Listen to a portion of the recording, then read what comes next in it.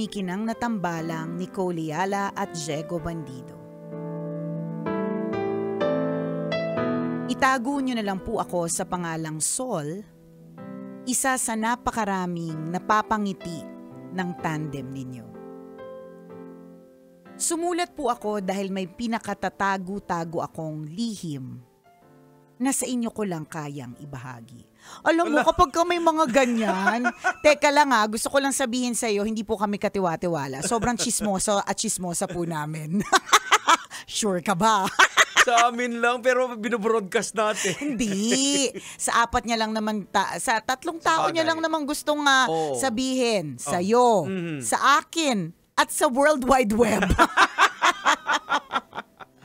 Ganito po kasi, 5 years ago, hindi po ako matanggap-tanggap sa trabaho. Araw-araw naman ako nag-a-apply. Hindi naman din ako mapili sa papasukan.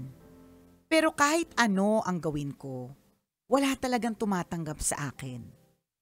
Sabi ng isang kaibigan ko, hindi daw kasi ako nakagraduate ng college. Yun nga daw nakatapos na, wala mapasukan. Ako pa daw kaya. Dahil naniwala ako sa kaibigan ko, nilagay ko sa resume ko na natapos ko ang kurso ko sa kolehiyo. Kahit hindi. In-interview ako. Di naman question. Naniwala naman sila na nakagraduate nga ako. Finally, natanggap ako sa trabaho. Hindi ko alam kung nagkataon lang, naawa na sa akin ng tadhana, na-hypnotize ko sila sa profile picture ko, nagka-glitch ba yung brain cells ng HR, pero ang sigurado, may trabaho na ako. That was 5 years ago. Ngayon, hindi lang ako regular employee. Na-promote na ako as the department manager. Wow. Oo, yung dating hindi makahanap ng trabaho, ngayon, nag-a-approve na ng leave ng mga tao. Hanggang ngayon may takot pa rin sa puso ko. Tuwing may magsasabing, Sol, may pag-uusapan lang sana tayo. Nanginginig ako kasi baka yun na yung your secret has been revealed moment ko. Ang iniisip ko na lang, 5 taon na ako nandito. Ang dami ko nang nagawa, na-achieve, nalampas ang deadlines, at napagtagumpayan na presentations kahit nanginginig yung tuhod ko. Sa tagal ko dito, feeling ko kahit sabihin ko pang ang course ko ay major in bahala na, papasa na ako. Kaya ayun, tambalang kumikinang. Hindi ko talaga pinagsisisihan yung pagsisinungaling ko. Pero, hindi ko rin naman ipinagmamalaki. Pero, to be honest, medyo proud ako sa survival instincts ko. Kung hindi ko ginawa yun, malamang hanggang ngayon, naghahalaman pa rin ako sa bakuran habang kausap yung aloe vera para lang may makinig sa mga problema ko. Aral ng tambalan to, yung mga ganitong salitaan. Kung mabuking man ako balang araw, at least may tunay na experience na ako. Maraming salamat po sa inyo. Kayo ang pahinga ko sa bawat araw. Talaga, tong boses na to. Tong ingay na to, pahinga mo sa araw-araw. Di wow. Thank you. Ang inyong kumikinang na tagapakinig, Sol.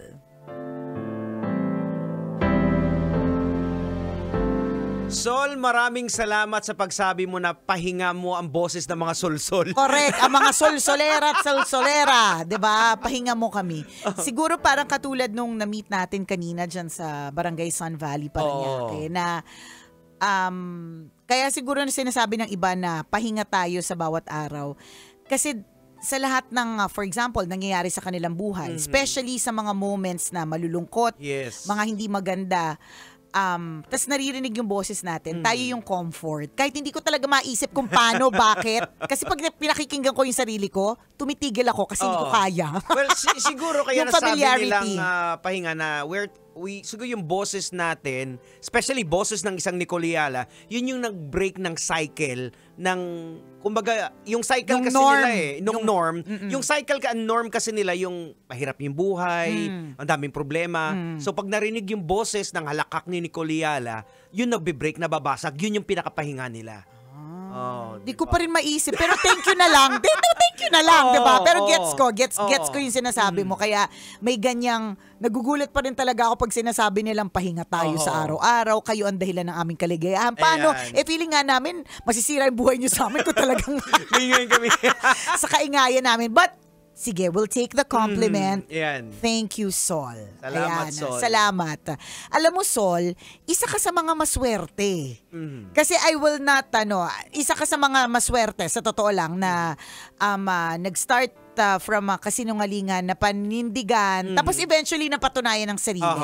Yun naman yung maganda doon Hindi mo na inulit, bagkus ang ginawa mo ay pinatunayan mo na lang ang iyong sarili sa maraming paraan. At hindi ka naman mapopromote kung hindi mo napatunayan na sa iba or walang nakita yung upper management sa na skills na magsasabing, pwede itong maging department manager. Isa ka sa mga masiswerte. Pero we do not recommend it. Diba? Huwag nating tutularan na sasabihin mo na, ay, pwede pala chika-chika lang ang lahat, etchos lang, tapos posibleng maiangat ang buhay. Posible, katulad nung kay Sol, pero pwede ring mahuli ka, tapos ma-blacklist ka.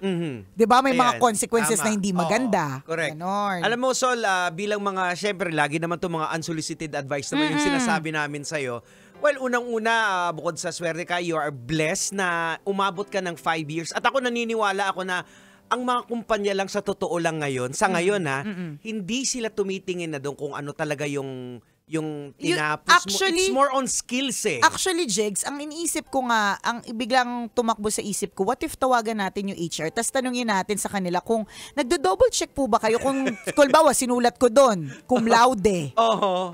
Cum laude nung graduate ako, dino-double check nyo ba na, hello, Assumption College, ito po bang graduate ng cum laude? May ganun ba? Kasi tingin may ko, double checking ba? Titingnan nila talaga yung output mo Hindi, kung wala, kung ini-interview ko pa lang paano may output? Yung result na exam? Well, definitely siguro. Oo, isang part of it, di ba? Tawagan natin HR? Tawagan natin. Wait lang.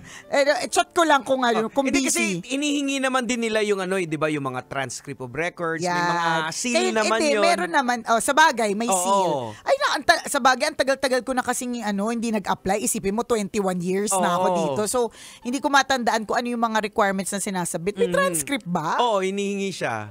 Talaga? Oo, lalo na kung kung yun may ka.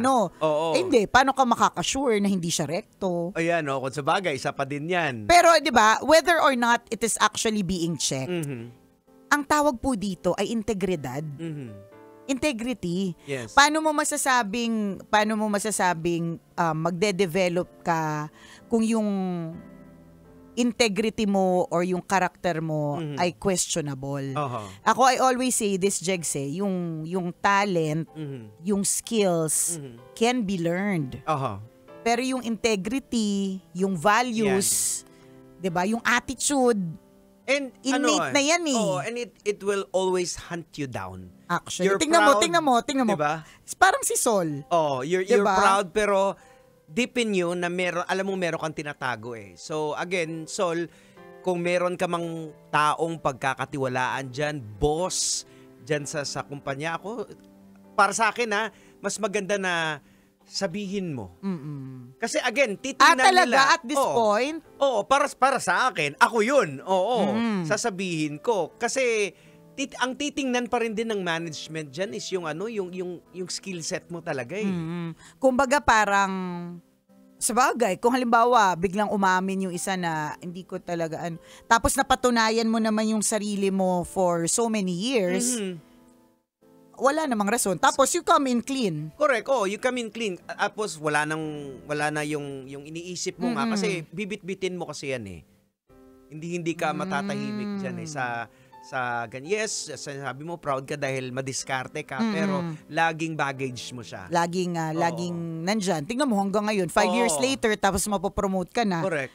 Sa amin mo lang sinabi. Oo. Maliban na lang kung papadala ka ng, kasi magbe-birthday na si Nicole. November 28. December One 26. Friday. Next week Friday sa'yo. na. Next Friday na sa'yo. Kung humabol, babawiin ko namin yung mga suggestion na ano. Correct. Pero basta depende sa alay kung anong halaga yan. Ayan. So, titimbang. Titimbangin namin ang lahat. Ang kasagutan namin ay depende sa alay. Nakakaloka. Mini-message ko yung HR, mukhang nasa meeting or busy. Ayan, huwag na. Pero truly, if you feel like this is something that is still bothering you, 'di ba? It's a gift. Regalo mo sa sarili mo yung peace of mind. So, Correct. pwede rin naman talagang, hindi mo naman hinihingi yung advice na ito at sinabit siya ni Diego, pero it can be done. Kaya yan eh. Mm-mm. Kasi nakita na hindi ka naman ipopromote ng mga yan eh dahil lang din sa diploma mo. Pinopromote ka dahil sa nakitang potential and skills. Yes. So if you come clean sa company. Oo. At least, I don't think alam mo so na, na, feeling ko nasa tamang nasa tamang explanation. Nasasabi mo, I was young. Kasi totoo naman who you were 5 years ago may be different talaga from who you are now ng 5 years later. Hindi lang physically, a lot of things. 'Di ba? Sa isang taon nga lang, ang daming nangyayari sa katawan natin na changes. So, merong tinatawag na character development. Malay mo, matulungan ka din ng kumpanya o sige para at least malagay sa legal itong lahat, pwede kang mag-schooling mag-aral. para masabi lang na may ano ka sa college. Ay, alam mo, tama. Bigyan ng cure. Pero Jegs, alam mo, kasi iba-iba naman ang rules ng bawat company. What if pala talaga na which is you need to come clean, what if isa sa mga requirements bago elevate or bago mag-level up, bago ma-promote is a certain degree. So, dapat may tinapos ka na ganitong course, yung mga ganon. Yun lang, hindi lang namin alam kung anong klaseng kumpanya, kung anong klaseng trabaho ang meron ka. Ayan. Pero yun yung mga possibilities. Kaya bit-bit mo talaga yung yung kwento na to. Nothing to be proud of. But alam mo yung parang nandun ka sa nasa limbo ka.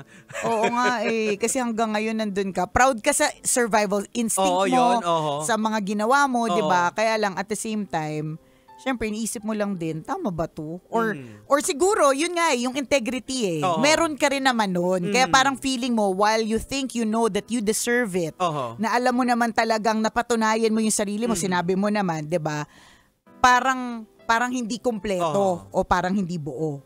Kita mo, bit-bit mo to sa karga mo to na to the extent na sabi mo, sa amin mo lang, sa tambalan mo lang masasabi. So, imagine mo kung magkaka-family ka someday, talagang karga mo siya Bit-bit mo siya Sa bagay. Ayan. It's not really something to be proud of. Pero proud kami sa who you have become. Yan, 'di ba?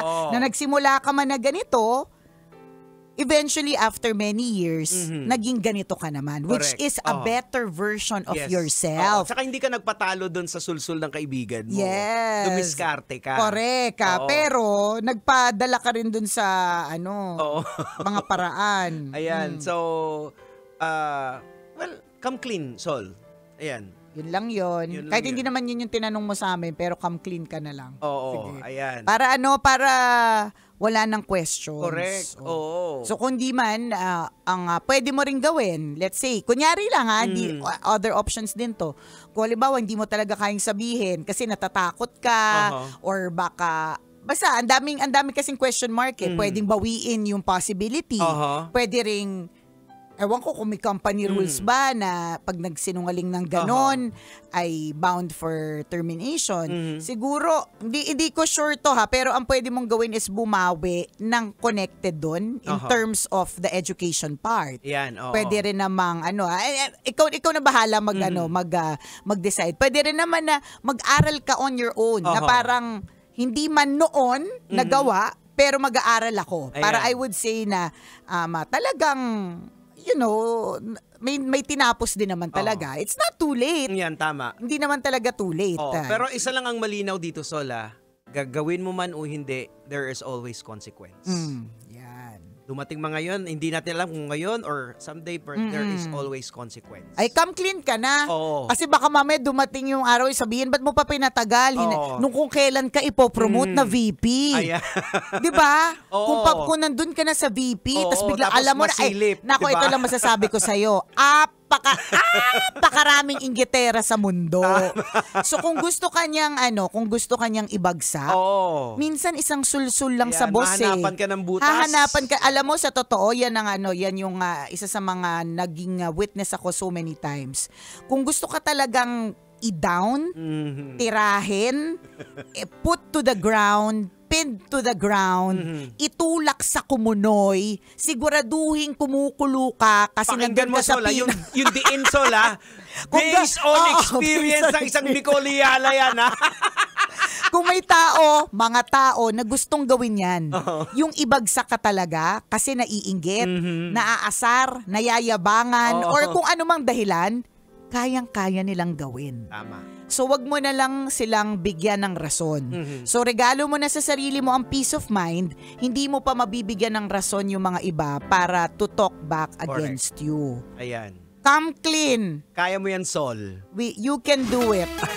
Let's go. Oras natin, 1:39. Ako pong kumikinang na ulo, Diego Bandido. At akong kumikinang ina mo, Nicole Yala. Kailangan pa bang i-memorize yan? Basic!